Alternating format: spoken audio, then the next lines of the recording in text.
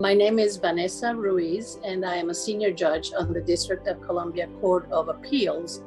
I was nominated to this court in 1994 by then President Bill Clinton and served as an associate judge until 2012 when I became a senior judge. Throughout my judicial career, I have been involved with judicial associations of women, the National Association of Women Judges, and the International Association of Women Judges. I guess I joined IAWJ in the mid-90s, just a few years after IAWJ's founding. I had learned through my experience with NAWJ the many benefits of being part of this association with other women judges. The support, the friendships, the sharing of experiences, the mentoring, and the idea of expanding that internationally just made good sense, not just for us in the US, but for the whole group of judges elsewhere. And of course, we were very much inspired by Arlene Pact, whom I knew back then. And her idea of bringing together women judges from around the world into a coherent, collegial, supportive association of women judges who would not only help each other, but importantly, be the voice and a force in favor of women's rights and equality for women. Well, women were still fairly new to the judiciary, certainly in any appreciable numbers. So the low numbers really drove a lot of what were the challenges. So what was it? There was loneliness. Many of the women judges felt that they were alone because many times they were the only woman judge. It doesn't mean that the male colleagues wouldn't necessarily be welcoming, but there really weren't all that many role models or people that you could look up to or speak to who could help you during the transition. Becoming a judge is usually can be a difficult transition for any person.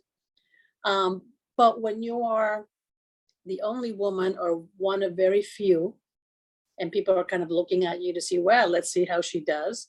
If, as in my case, you're also like the only Hispanic woman, I mean, for people who are from minority groups, it's that intersection of the gender and the ethnic status that really makes you, in a sense, stick out at a time when you're trying to kind of slide in smoothly into your new role. And people sometimes can have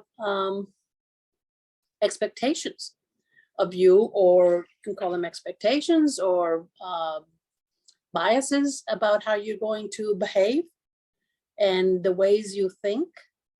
And that can be an additional challenge to when you're a new judge, is trying to counter many of those perceptions, which can very well just be, not real at all, because you're just trying to do your job as a judge at the same time, of course, that you are trying to bring a perspective that has not been there. And I think all of us who kind of are fresh faces, if you will, or who bring new experiences to the bench, feel that responsibility. And you have to weigh your obligation as a judge to be impartial and to apply the law, which we do and which we must, at the same time that you try to bring what can be unique to you as far as this court system, especially in appellate courts where we decide on a collegial basis. It's not just one judge deciding. And so when you bring your own experiences to the table, you might look at the facts in a somewhat different way than colleagues who don't have the same experience. And that just enriches the whole discussion. I think it makes justice, the system of justice, better informed, and more accessible, because it's also always important to remember that it's not just doing justice, but appearing to do justice. So how a judiciary looks, and whether the people who are affected by judicial rulings feel that, yes, those people, even if they lose in a case, that they feel they have been heard and that they have been understood. That's hugely important to there being public confidence and trust in the judicial system.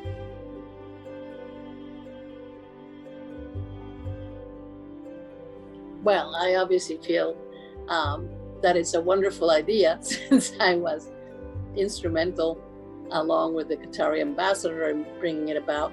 But I think it's important because, again, it signifies international recognition that women belong in the judiciary, that is something to be celebrated, and that it is something to be encouraged. So the International Day of Women Judges then becomes, on an annual basis, 2 days after the International Day of Women, to focus on not only why women belong in the judiciary, but the contributions, the many contributions that women have made, make today, and will continue to make as judges.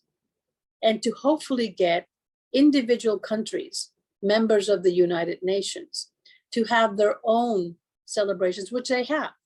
I mean, I remember last year seeing how judiciaries in India and the UK and all over the world were celebrating the International Day of Women Judges. We were told when we were negotiating or in discussions with different member states about the International Day of Women Judges, that on the whole, there was a feeling that there were already too many international days and that there was no need to add another one. But after a series of conversations, everybody agreed, no, this is really important. And we need to mark this day, and we need to recognize the contribution that women judges make to the judiciary, and that there needs to be a push for greater involvement by women judges. And as we were discussing earlier, to make sure that that is happening at every level of the judiciary in every country.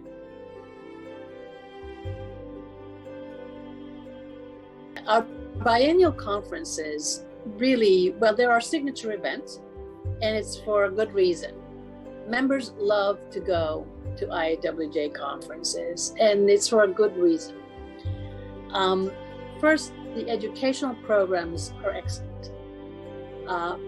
But there's another aspect to IAWJ conferences which makes them really, really special. And because they're like no other judicial conference I've been to, there's a level of warmth, of acceptance, of feeling embraced by everybody there, that creates the conditions for a very open conversation about issues, some of which can be very difficult. I mean, you have people from different countries, different legal systems, different religions, different ways of looking at the world, but we all approach it with an open mind and with a view to making things better in our own lives by learning from each other.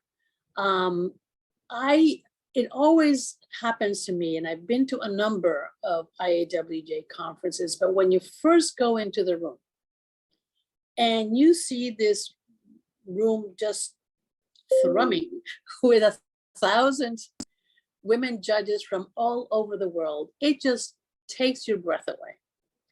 It is so inspiring and impressive, and at the same time, it just fills you with warmth, because then you walk to this room and you know a lot of these people, and they are your friends, and you haven't seen them in a while, and everybody's hugging and saying hello and then maybe having private conversations. There is at our gala dinner, people dress, bring their country's dress, and those are beautiful. And it just has a sense of friendliness, of openness, and of style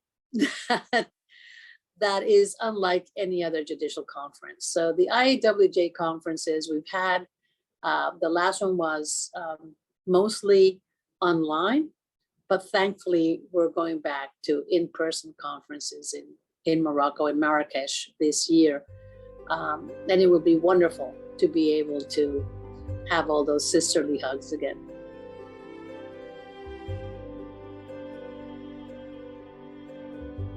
What I would like IAWJ to do is to be able to continue to balance and promote these kind of two aspects of its mission. One I will call internal, which is supporting our members. I think enhancing communication among our members is hugely important through interviews like this, but also to enable judges to speak to each other and have their own personal connections separately and privately without any, I won't say interference, but without the need to go through IAWJ itself, where IAWJ becomes kind of the platform that enables and facilitates those conversations. I think that's really important, because if there's something that our members always tell us is that it's those personal connections, those personal friendships, which are so important to them. And then there is what I'll call the external facing IAWJ, which is with international partners or with foundations, with how we speak out on those issues that we care about. Again, I will mention the Afghan women judges and the perils they face. We have been very outspoken about that. We have garnered a lot of support as a result of that from others who have seen the work we have been doing and who have said, yes, we really applaud what you're doing and we would like to help you.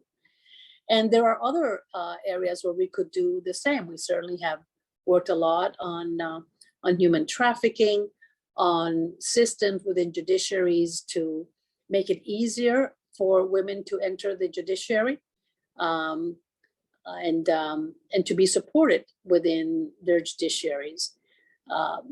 So I think that balancing and promoting both the internal and the external aspects of IAWJ's mission is something we need to think about and we need to work on for the benefit of our members, and frankly, I think for the benefit of society as a whole, because the issues that we speak about and espouse are ones that will make things better for many people who are now voiceless, who are hurting, and who do not have the kind of access to justice that they should be getting.